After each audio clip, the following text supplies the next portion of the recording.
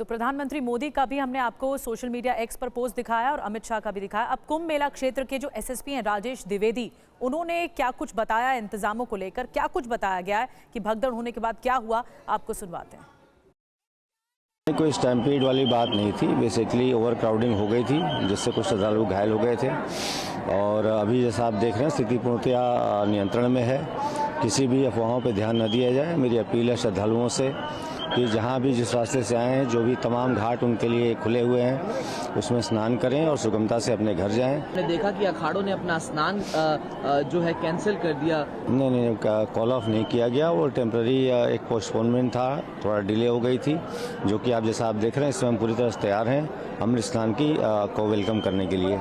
नहीं, जैसा आप देख रहे हैं ठीक सामने हमारे अरावत घाट है और वहाँ भारी संख्या में लोग स्नान कर रहे हैं। इसी तरह से ओल्ड जीटी है, हरिश्चंद है, नागवासुकी है, बहुत सारे घाट हमने डेवलप किए हैं और सभी पर सुगमता स्नान हो रहा है। कोई कैजुअलिटी का नंबर आया है सर या फिर कोई इंजर्ड? अभी मेरे पास वो संख्या नहीं है। हमें सारी यहाँ की व्यवस्था देखनी है। तमाम करोड़ों की संख्या में श्रद्धालु अभी भी मौजूद हैं घाट में और मेला क्षेत्र में और सतत आ रहे हैं। चूँकि मौनी अमावस्या है, बहुत ही पवित्र पर्व है, तो हमें उनकी पूरी व्यवस्था देखनी है और जो भी घायल हुए थे उनका भी शीघ्र विवरण प्राप्त किया जाएगा और बताया जाएगा।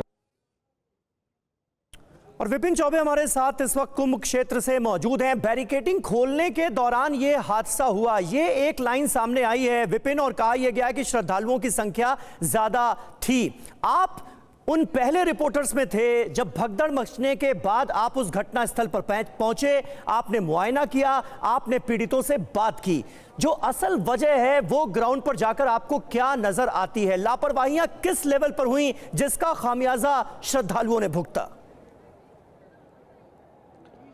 और देखिए 14 तारीख का जो स्नान हुआ था समीर, उसको मैंने भी कवर किया था और आप भी मेरे साथ बहुत देर तक लाइव पर थे।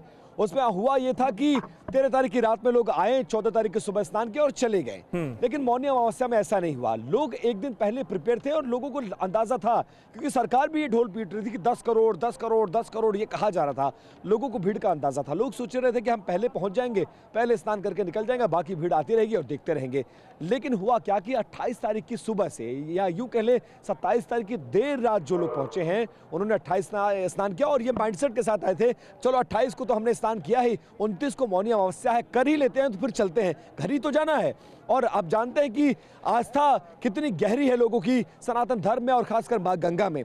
जो लोग आए थे, लोग आते गए, प्रशासन छोड़ता गया। और जब आज जो अनाउंसमेंट की जा रही है, जो अपील की जा रही है कि 40 घाटों पर जाइए, लोग तो आप जो रास्ता देंगे उसी रास्ते तो पहुंचेंगे। कल जब लोग आते गए और आप संगम नौस की तरफ को ढकेलते गए, आपको अंदाजा ही नहीं था कि यह विस्फोटक स्थिति होगी। और आज सुबह भी जब आपके अधिकारी क्या मौके पर मौजूद नहीं थे या पुलिसकर्मी ड्यूटी पर नहीं थे, सब लोग थे। ऐसा नहीं था लोग अलर्ट नहीं थे, सब लोग थे। लेकिन व्यवस्था उस वक्त बिल्कुल पार जा चुकी थी और वही हुआ जिसका डर था। बैरिकेडिंग हटाने के दौरान बैरिकेडिंग टूटी है और उसी दौरान ये सब कुछ हुआ है। विपिन, लेकिन वो लोग भी तो नहीं लौट पाए जो स्नान कर चुके थे, उन लोगों को भी रोक दिया गया। यानी पहले ही लोग आ रहे हैं, भीड़ आ रही है और जो भीड़ मौजूद थी, स्नान कर चुकी थी, वो भी वहीं पर मौजूद थी। तभी तो प्रेशर ज्यादा बढ़ा और भीड़ बेकाबू हो गई।